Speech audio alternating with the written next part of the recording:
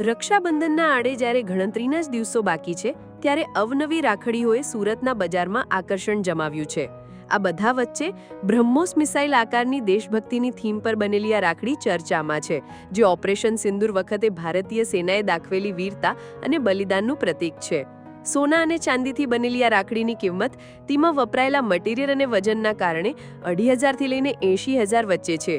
રાખડીનો પટ્ટો तिरंगाથી सजेलो છે, જે देशभक्तिનો भाव पैदा करे છે.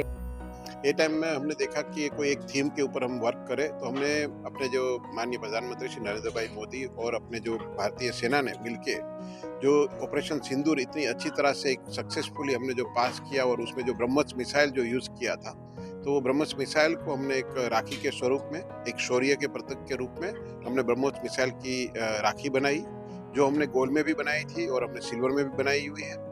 गोल्ड की जो राखी है वो करीबन 5-6 ग्राम के आसपास का है और जो सिल्वर का राखी है वो करीबन 15-16 ग्राम से स्टार्ट हो रही है, अलग अलग साइज में बनाई हुई है.